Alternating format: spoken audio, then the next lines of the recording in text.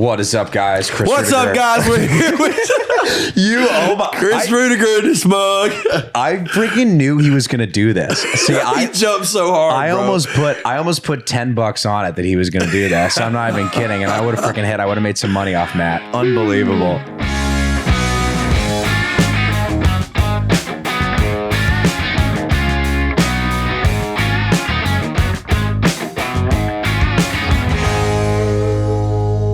We're back on 605 House Podcast. Chris Rudiger here, and I'm so pumped. This is a good friend of mine. I've been wanting to chat with him for a while. The dude has like hundreds of millions of streams to date. He's got millions of monthly listeners. He had a breakout hit, County Line, that was RIAA Gold certified. And then he's got his headlining tour right now. Come Get Your Memory. The album drops.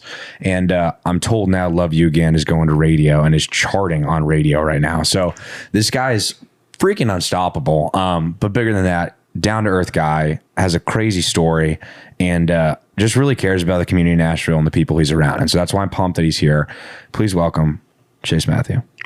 Let's go. There we go. See, you didn't interrupt me on that intro there. You know, I thought the first intro was better too, though. Like, I really thought it was cool. Maybe we chop up the first intro and just run that back as like the replay or whatever. Dude, I feel like you've been traveling nonstop, man. Yeah. How have the shows been going? It's been good. I mean, realistically, it's like, you know, obviously it's a lot of time away from home and hard to keep your head straight sometimes, like just, you know, nose to the grindstone. But man, like I've got a great team and we just like launched a whole new tour. Like you said, you know, we've got a new light show, new set list. It's really cool, man. We've been like, I don't know, like just incorporating so much new stuff that's really made it fun, and like the revamp has just made it that much more impressive, I feel like, too. So if anybody hasn't been, like, come check it out. ChaseMatthewTickets.com. Dude, you know what's one thing I've noticed about you? Like, even we were talking beforehand and you were pointing out like the mixing board and some of the gear we have. I feel like you're a little bit of a gear nerd. Like, I feel like you like, or like you seem like you want to be involved with like the production of your show, like the lighting and like, you know, that's all I ever thought about. Like I'm like before all of this, like all I ever thought about was like, how do I do a live show? I remember studying how to program a light show, and which it was definitely not the industry standard way to do it, as I learned and progressed and all of this. But not saying that I program the light show, because I have somebody else that does that now, and he's freaking awesome. Shout out Hunter, shout out Sean, shout out Scott Cunningham. They're awesome people.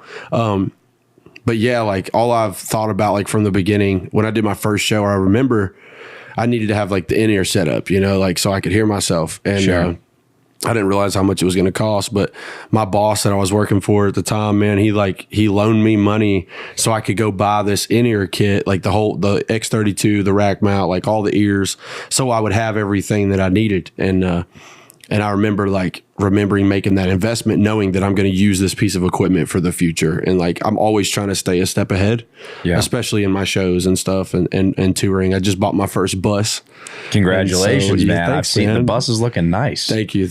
I was just talking about, I'm going to wrap it with something crazy. I haven't figured it out yet, but it's going to be wild. It's going to make you turn your head. And I just got a new bus trailer too, so it'll be matching. We'll make a match. That's good. Dude, you got to stand out in the bus department. Like you can't be the average guy going on the right lane that no one wants to give a shit about. Yeah, like I want my whole goal is to have 2 buses. I want to buy a second bus because obviously the team's going to grow as the business grows. So my goal is to like have a cool, when we go play a festival or we play a show, like have a cool spot backstage where we're like set up between the 2 buses. So I have 2 matching buses and then like have like a whole medium area, you know, who knows, like maybe we'll string up a damn volleyball court in the middle of the buses and shit. Right. I don't know. Who knows? Dude, you could even have one, you could have the business bus and you could have the party bus, you know. You already know what's up. I already know what's up. You already know what's up. We party on the crew bus. Don't party in my bus. Yeah, I was gonna say you got one for yourself, as you should. Yeah. Dude, I love that though, man. I have said, like, I've come out to some of your shows and I do think like you can tell that it's very like thought out, you know, strategic. Like you actually really care about the process of your show, which I'm not saying other artists don't, but there are a lot of people that are kind of more removed, like just hit go, press the lights kind of thing. And I feel like that's one of the things that has really stood out to me about your show is that you cater the show, the lights, the set list to like make it a unique experience. And in particular, like even seeing you at CMA Fest, dude, like you have some real loyal fans. that just like ride or die Chase Matthew. And it blows my mind. Dude, you're putting asses in seats, man. Like there are a lot of people that aren't. You're doing it. You're right. I mean, I've seen it, and that's one thing that I like to study. Like I study my business. I study the analytics as much as possible, at least when I can, you know. Same thing with the show as well, you know. But it's like I have noticed that, and I think it has a lot to do with like my fan base coming from the independent side. You know, like I built a lot of this, like most of it, like on my own, like from the beginning all the way back to, man, dude, I used to sell my truck, bro. I used to sell my truck to like pay for music videos or like to do shows. And then when I would make the money back, I would buy my truck back. Like it's all about investing in yourself. And like, I feel like a lot of artists are not hands-on enough in their career. Once they get to, you know, a little fame and people start offering, oh, I can help you. They just start handing out, letting other people do the jobs. And sometimes, and I've caught myself doing that sometimes, but like, man, sometimes I just have to circle back around, do it the way I want it to be done. And I feel like that's what makes us creative as artists. 100%, dude. You're 100, you got to invest to continue to grow, and you got to be the one. I mean, you're at the helm, you know, you're the one calling the shots here. You know, there are other people helping out. It's always got to be that way. It has to be. It has to be. Dude, that's crazy. You were selling off a car. Yeah, I still have the truck too. I bought it back. Like how many times do you think you flip? Like, did you flip it multiple times? I sold it 6 times. Really? 6 times. Yeah, I could show you like where I signed the dash, or not the dash, the center console. Yeah. On the truck, because I thought I was never going to see it again. Like a couple times, and it's still faded. Insane. It's still there, and I'm actually working on like documenting a couple of my vehicles right now and doing like a series of that. So, which I have a pretty cool car collection, at least for me. I like to say it. You know, I brag on my car collection. I love it, and that's like my other passion too. So.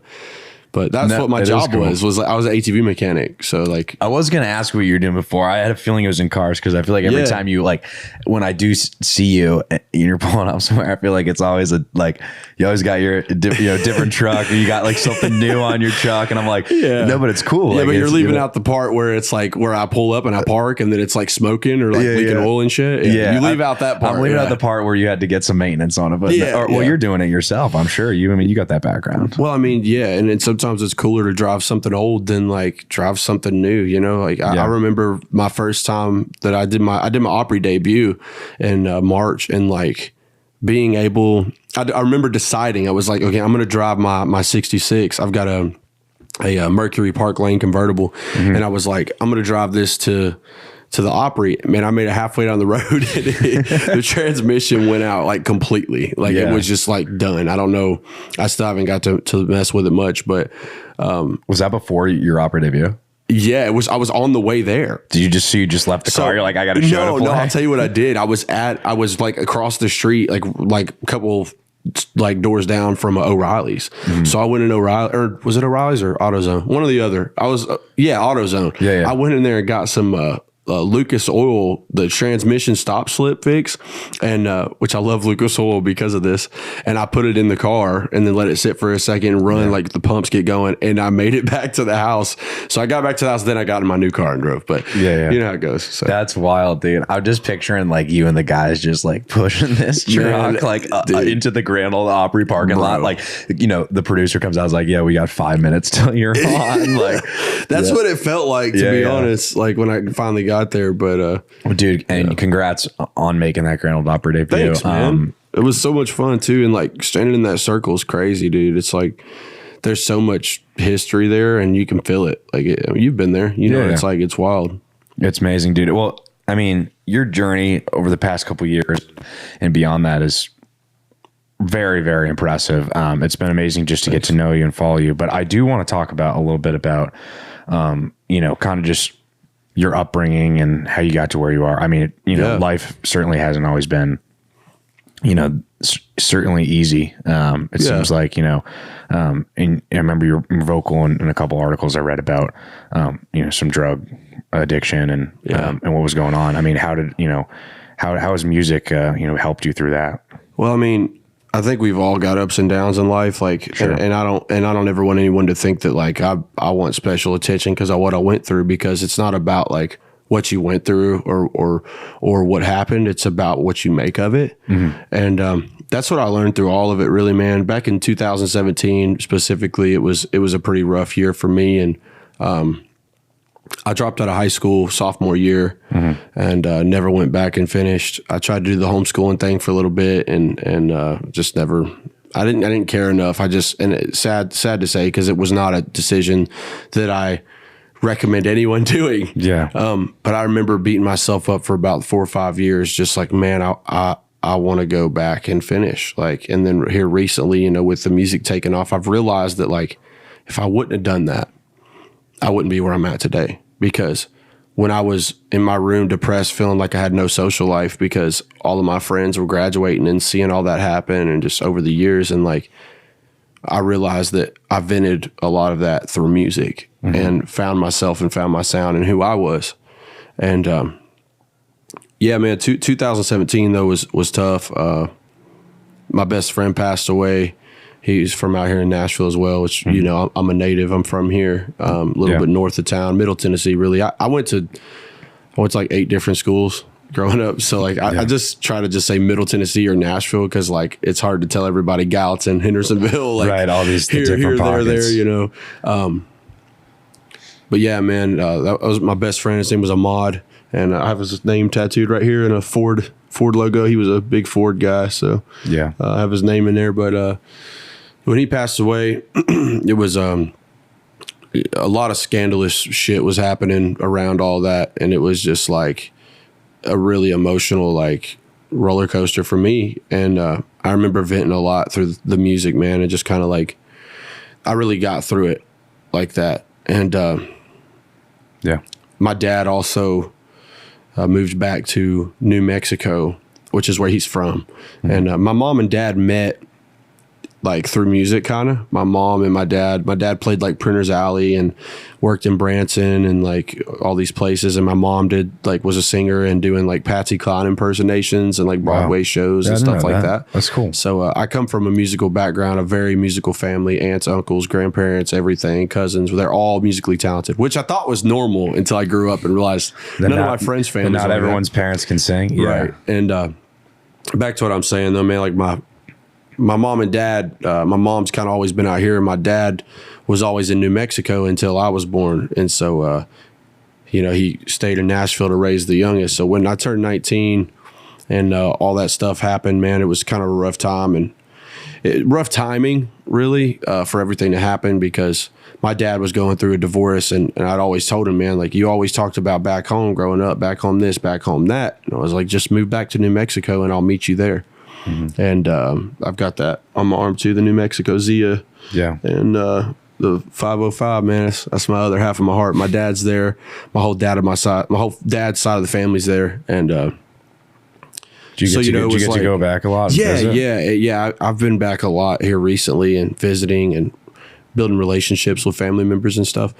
And so, yeah, that happened. And then, like, my girlfriend, bro, at the time, like, we just broke up and like caught her sleazing around like pretty There's bad. Always it's just the like girl problem, it's just a combination of things, but like obviously the girl problems didn't weigh up to losing my best friend or my dad, you know. But we figured that out, and yeah, man, everything's back to normal now. You know, we're learning how to live with everything differently every day. It's all about adapting, and crazy, through that whole process, I just learned how to make music, man, and kind of got me here today. I wrote a song called Nashville Crazy that really changed everything. And I have another tattoo for that, Nashville Crazy. And that's like I'd say it's the song that showed me like to believe in myself, because I was making rap music and like honestly music that was just trash. Like my music kind of sucked. And but again, it's just about finding your sound. And wrote Nashville Crazy, and everybody in town shared it and got a lot of love. And man,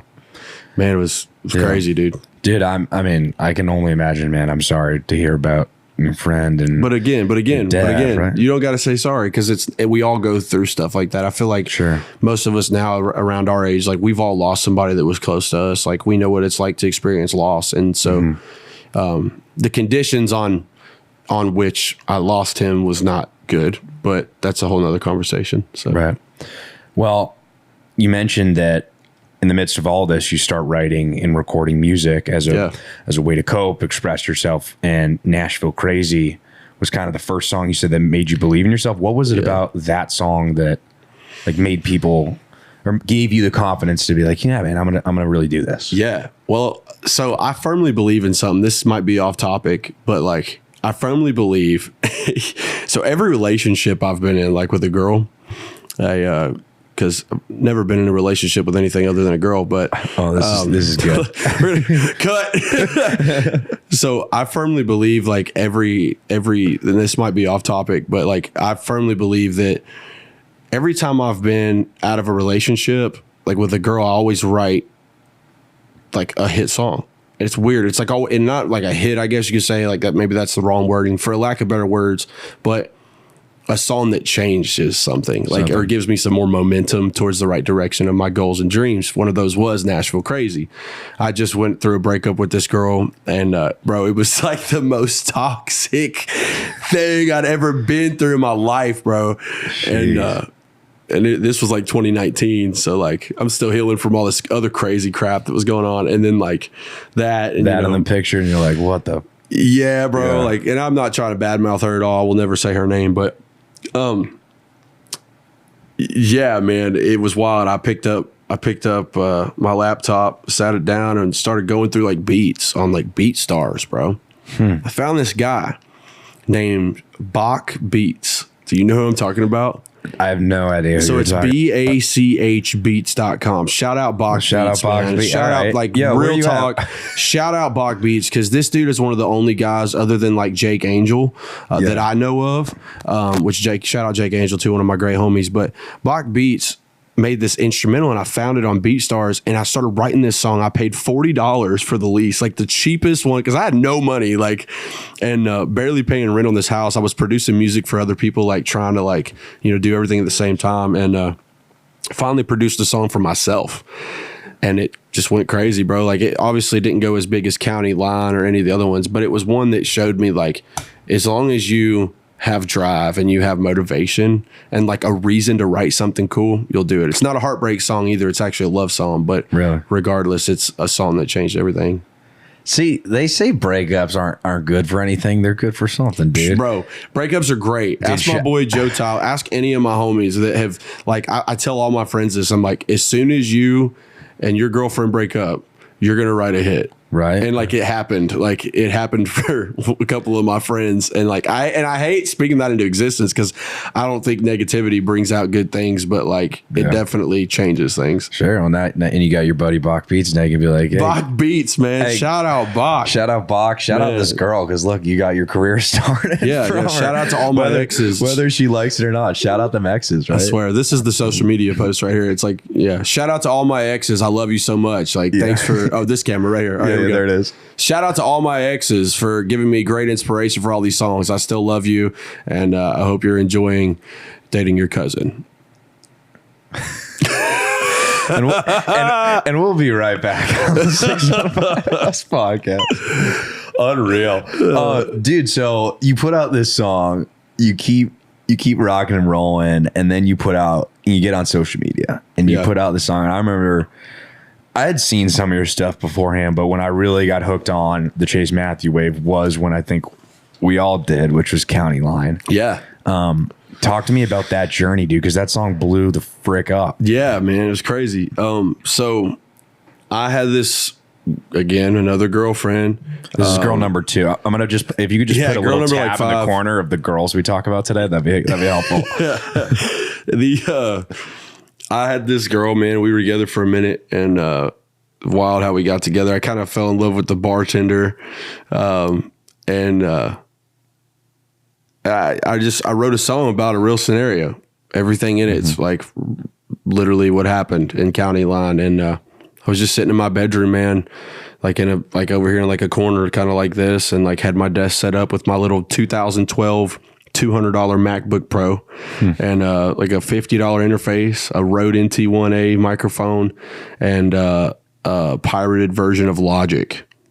Unreal. So, that's the setup. Yeah. And I wrote a song and recorded a song that was like changed everything, man. I sat there and wrote it by myself, and like a lot of my songs I've solo wrote, and I find a lot of pride in that. I love working with other writers and whatnot, but I really my core has always been just writing it by myself. And that's a testament to you as a writer, dude. Thanks. There are a lot of people, and co-writing's great in Nashville. And you mentioned you have a lot of writers on your tracks, but the fact that you can write, stuff that's as good as it is by yourself is a testament to you as a songwriter. It's cool, man. But yeah, dude, I love working with other writers though too. I've met so many like extremely talented people in this town since I kind of started working with Warner, and dude, it's been wild. It's been a hell of a ride, dude. Like it's insane. But yeah, man, County Line took off, and the way it did, I didn't believe in like the whole TikTok thing for the longest time, and a lot of us don't. A lot of us didn't, right? Like it was kind of this thing like, oh, that's funny, like whatever. Like, but they said the same thing when streaming came out. We all said the same thing. So like,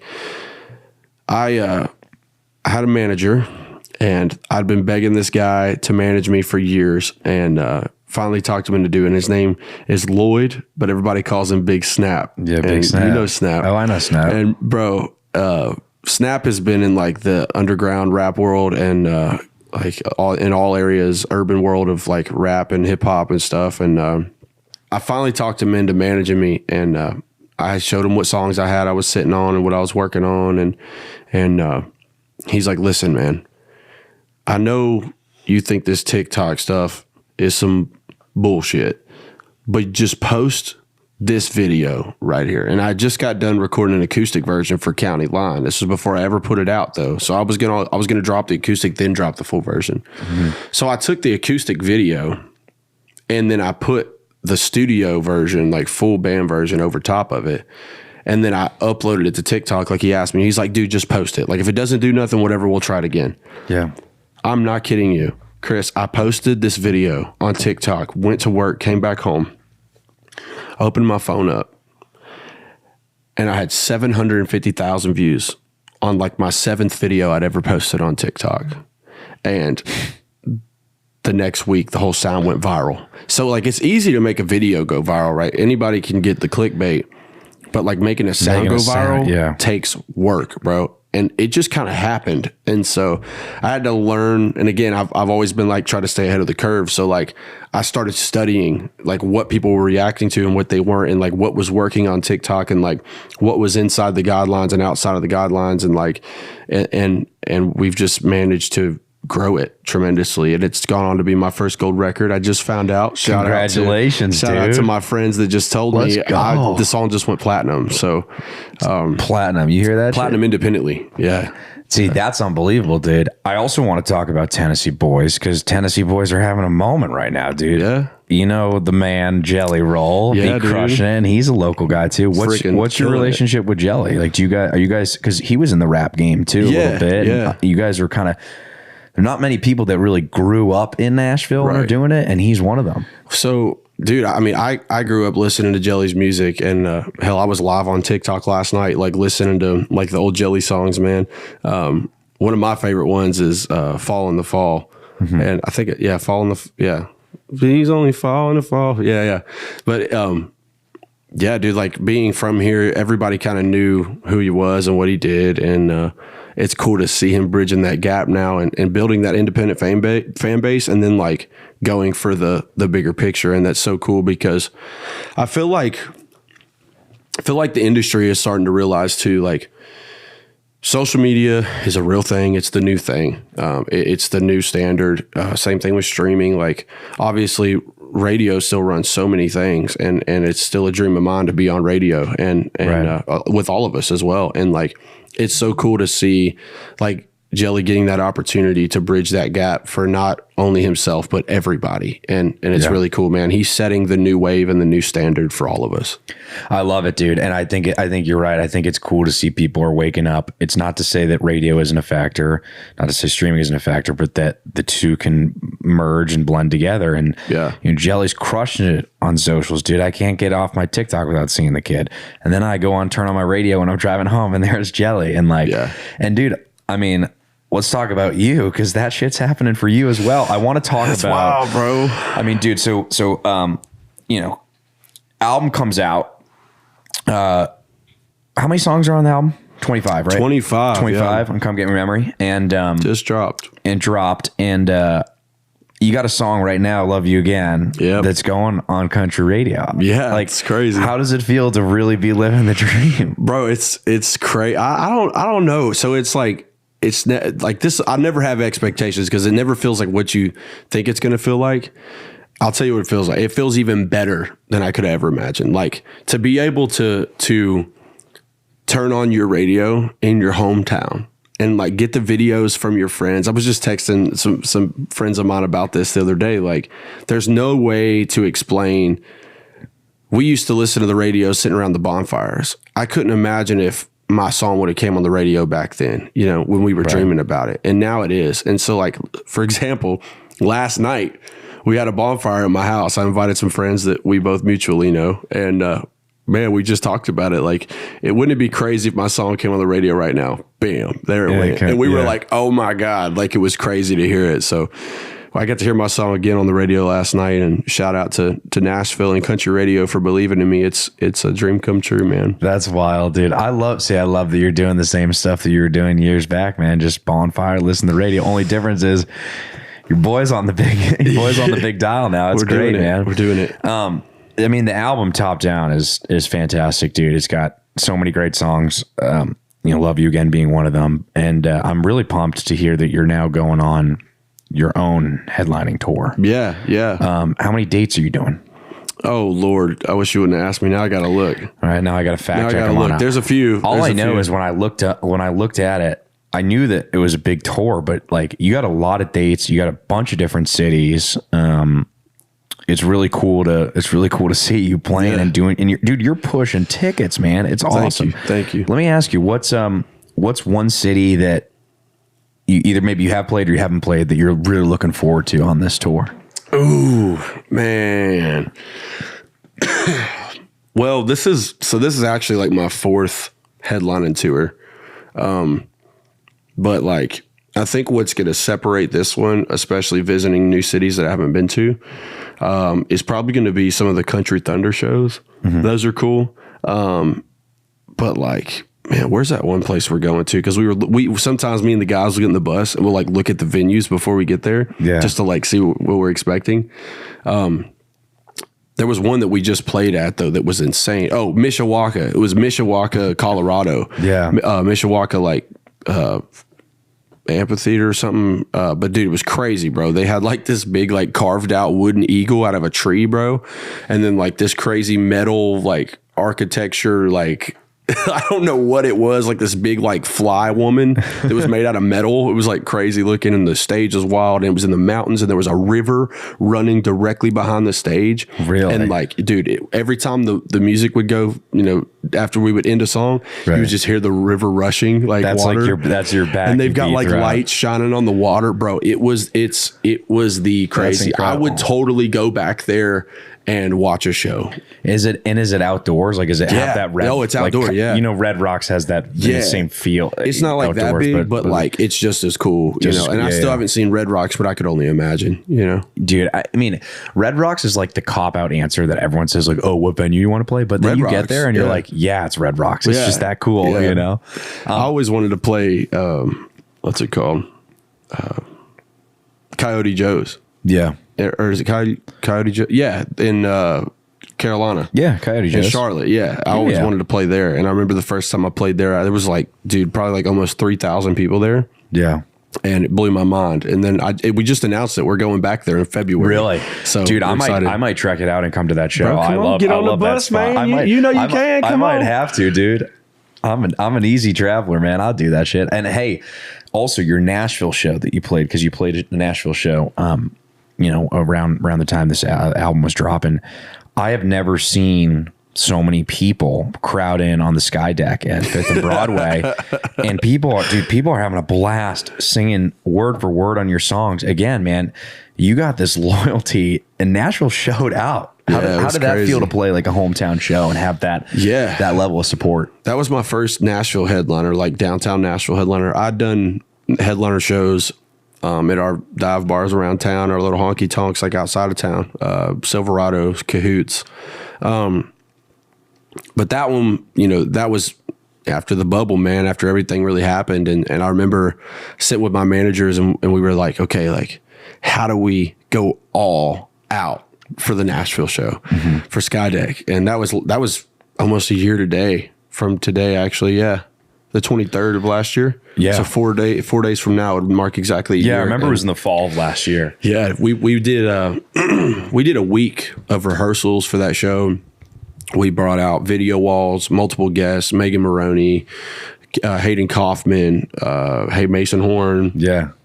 But yeah, dude, that was insane, and it felt amazing, man, to see the hometown people I went to high school with, people I haven't seen in years. We had like, I think somewhere around 2,000 people packed out on that rooftop. It was insane. They still tell me at Skydeck. I went there a couple nights ago to see Blackstone Cherry. Yeah. And and the staff there still tells me, they're like, dude, that was still one of the craziest shows we ever had. That's awesome. I wish that maybe they do, but I wish they had a leaderboard where they could put like, you know, like coolest shows at the Skydeck. It wouldn't be the coolest though. It wouldn't be the coolest. Jelly Roll did this one. Dude, yeah. I went to it. Jelly Roll did this one with CMT.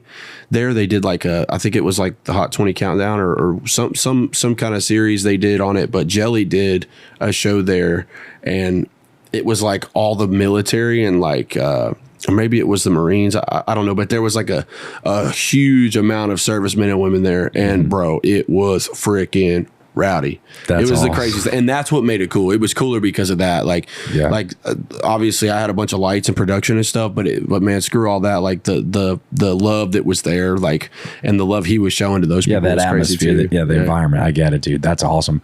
Well, Chase Matthews got an album out, Come Get Your Memory, and Love You Again, which is the single that is on country radio, is crushing it.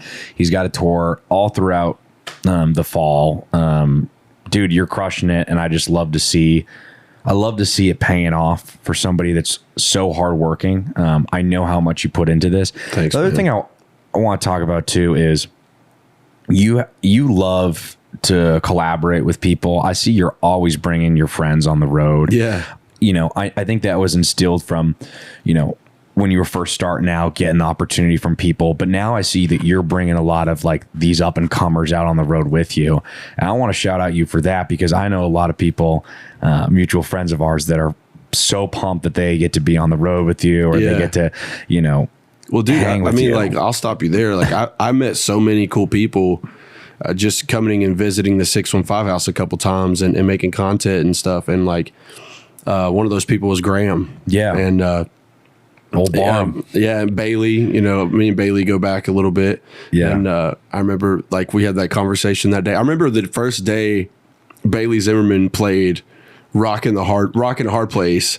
Like he played it for us, the demo at dude. I was trying to find that video. There's a video. Oh, I've got it. Do you have it? Yeah. You got to send that shit to me, dude, because it's cool. It's you, me, Zimmy, and Graham, and there's my one or two others, and he's like, "Hey guys, I wrote this song. What do you think?" I ain't gonna lie, bro. Like I honestly, I didn't hear the potential in it, but like I see it now. It makes sense. You know what I mean? Not that I doubted the kid at all. Like I thought that, like, I heard every time I heard Bailey's voice, I always heard more of like a grungy rock thing, which he's doing more of now, which is super cool. But like, Rockin' a Hard Place is like the heartbreak anthem of the year, bro. Like it's crazy. I mean, it's up for song of the year. Proud of that dude, man. He's been working hard as hell, dude. Well, yeah, man. I mean, it's fun, dude. You know, I mean, you know how it is. But I love, that's one thing I just wanted to shout you out on is I love that you care about, you know, you're real. You care about the people around you. You believe in everyone lifting each other up, and I think that's.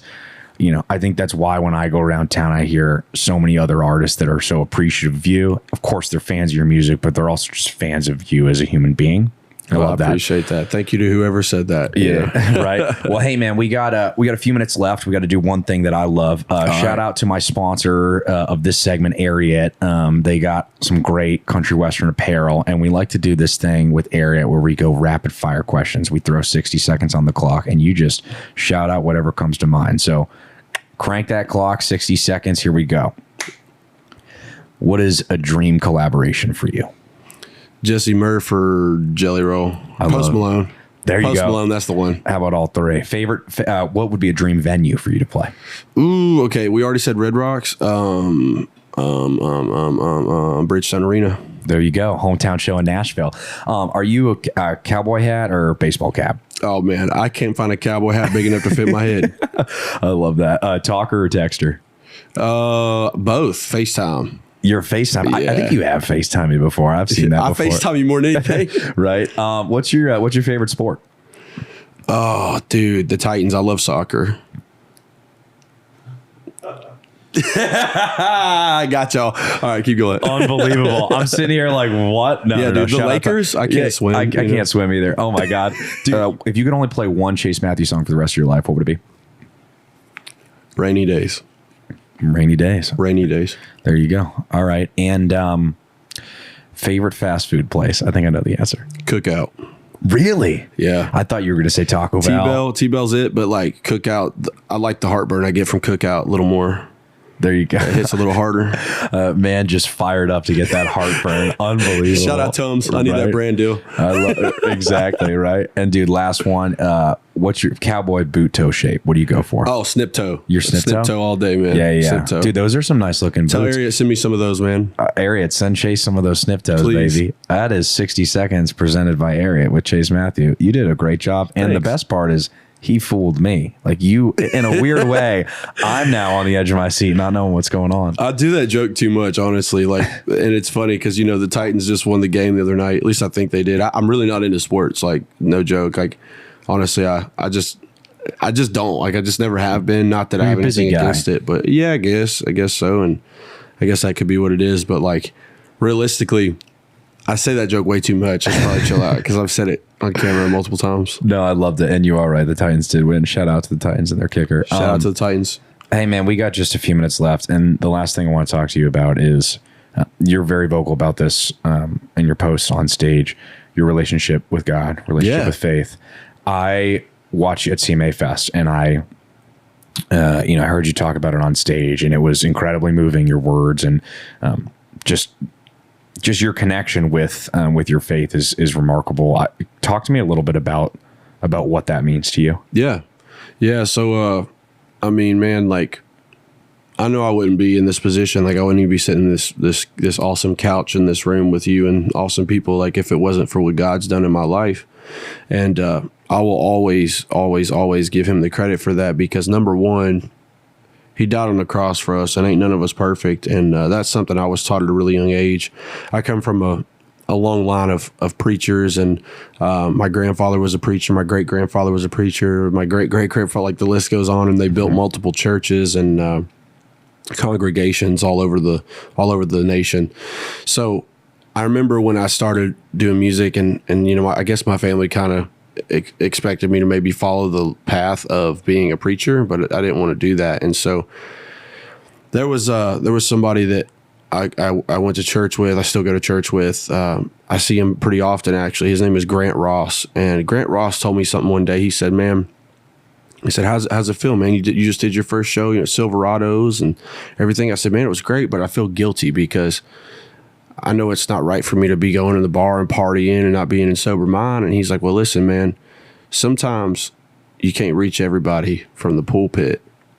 And, you know, same thing with Jesus. Like, Jesus went out there and he went to where the party was to find the people that needed healing. And so I try to look at everything that way too, man, especially with being on the road so much. When I get discouraged and I'm like, man, I miss home, you know, I'm homesick. I'm like, dude, did Jesus say that? Did Jesus say, God, this is too much, I can't do it? No, he didn't. He went out there and he made sure that those people got the healing that they needed. So my goal when you come to one of my shows is to make sure that you leave better than the way you came in, because it's a humbling feeling to know that there's people that worked all week, spent their paycheck to buy a ticket to come see me because maybe last night they thought about ending their life or something, you know, like there's multiple, whatever it might be, man, maybe not that serious, but if it ever is that serious, I want to make sure that I do my part and letting these people know that you're more than good enough, believe in yourself, because if somebody like me that dropped out of high school, that played around with some things I definitely shouldn't have, can do this, you could do it too. That's amazing, man. It's God, it's motivational, dude. Trust God, dude. I mean, when you know, I love that you're using your platform. And you know, like I said, it's not about projecting beliefs on one thing or the other, but you're clearly helping a lot of people from dark places, and you're helping people. Can I say something real quick about that though, too? Like, like it's not, like you said, it's not about like pushing it on anybody, because I never want anyone to feel like I'm like preaching to them. But also, like, just know that when you prayed for a sign, because we've all prayed for a sign before in our life, and we've all been like, oh, okay, if God, if you're real, then well, whatever, like show me a sign. Just remember, if you prayed for that sign, maybe you just turned that sign away because you turned off what I was trying to tell you. Like maybe this is the sign. Like for anybody watching right now, obviously there's cameras in here. Like you might be going through something, man. Don't give up on yourself. Like take that step in the right direction and trust God to put you there, and he will. I'm walking proof of that. That's amazing, dude. Amazing. I've loved this conversation, dude. I wish we could keep talking for like I wish I wasn't so monotone. Dude, I just love hanging with you, man. I can't wait. I am going to take you up on that offer and come on the bus, and we're probably going to drink far too much whiskey or whatever it is. And we're going to write. I don't know if I'm as good as Bach Beats or whatever, but I can at least give my best effort to you in the room, dude. Chase Matthew out on tour right now. Got an amazing 25-song album. Love You Again charting. And Chris Rudiger just dropped some music too. So if y'all don't know about that, go check out Chris Rudiger. I suppose I still do that a little bit as well. But dude, I love what you're doing, man. I love following it, and you know, I'm a homie here for life, bro. So keep it up. We're here, man. All righty, y'all. You guys have a good one. Thanks for having me.